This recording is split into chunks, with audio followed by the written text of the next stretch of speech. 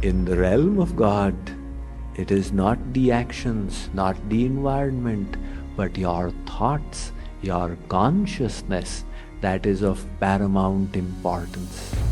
Rather than taking a path of false renunciation, it is better to live in the world, to perform your daily duties, and while doing this, work on elevating your consciousness.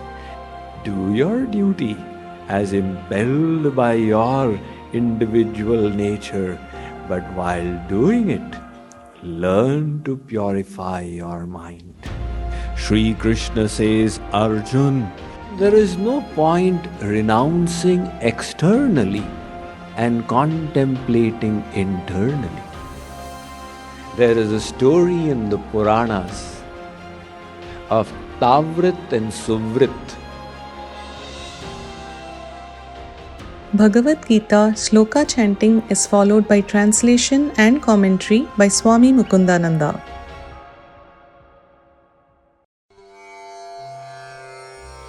कर्मेन्द्रियाणि संयम्य य आस्ते मनसा स्मरन् इन्द्रियार्थान् विमूढात्मा मिथ्याचारः स उच्यते.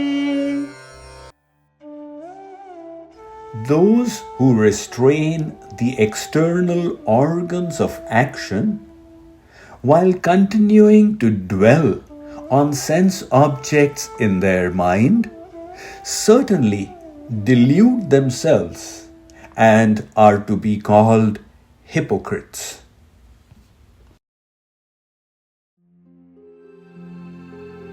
So Sri Krishna is dissuading Arjun from false renunciation.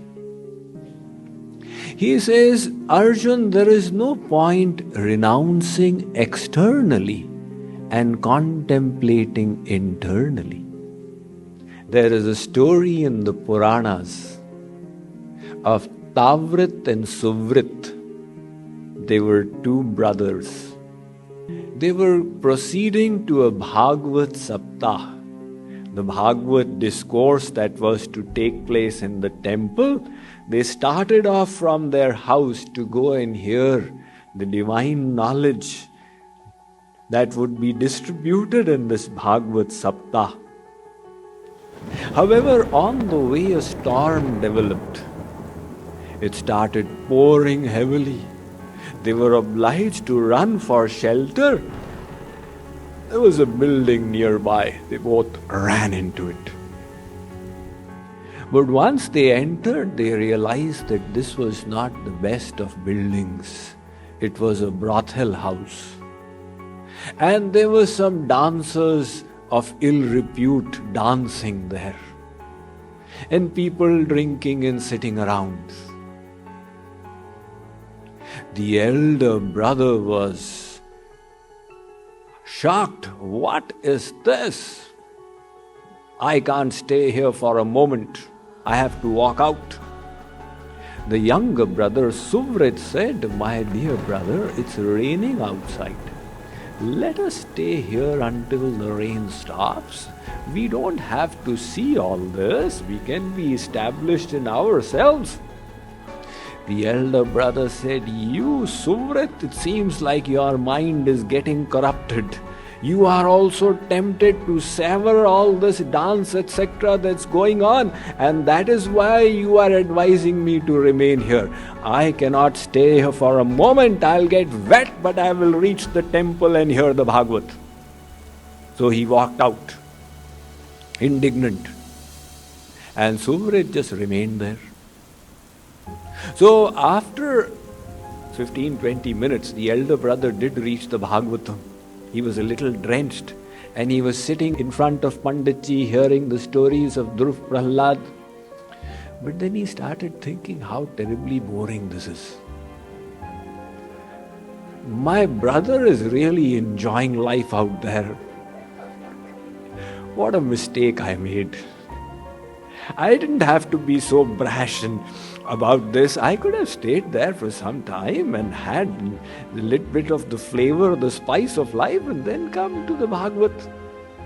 So he was sitting in the Bhagavad, but his mind was in the brothel house.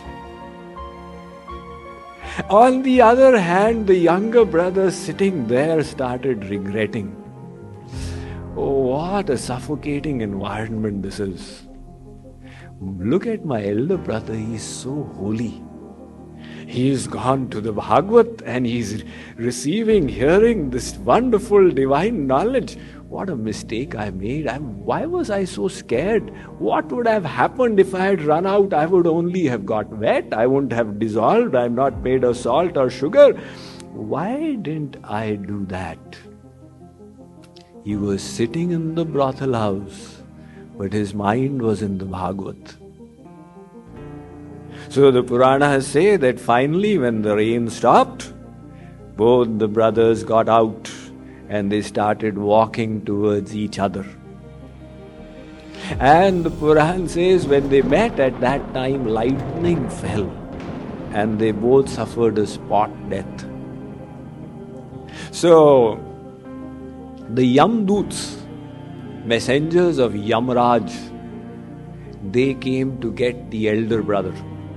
So the elder brother said, seems like you've made a spelling mistake. I am Tavrat, I am not Suvrit.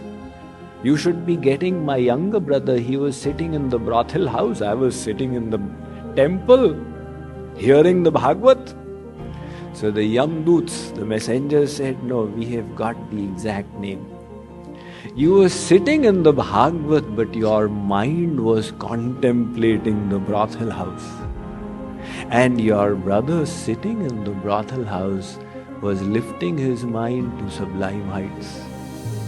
In the realm of God, it is not the actions, not the environment, but your thoughts, your consciousness that is of paramount importance.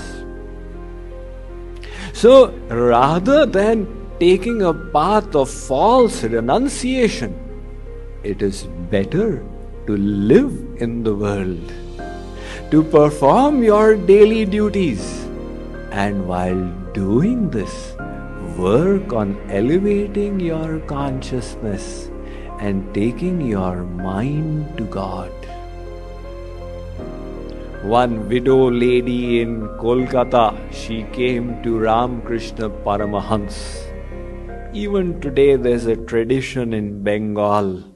If a lady becomes a widow, she goes to the holy land of Vrindavan to reside there. So this lady went to Ramakrishna Paramahans. She said, I wish to go and do Vrindavan Vas, reside in Vrindavan. Ramakrishna Paramahans said, but your mind is attached to your son. You will reside in Vrindavan and keep thinking about your son.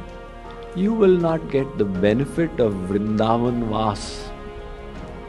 Better than that, you stay in Kolkata and think of Vrindavan with your mind.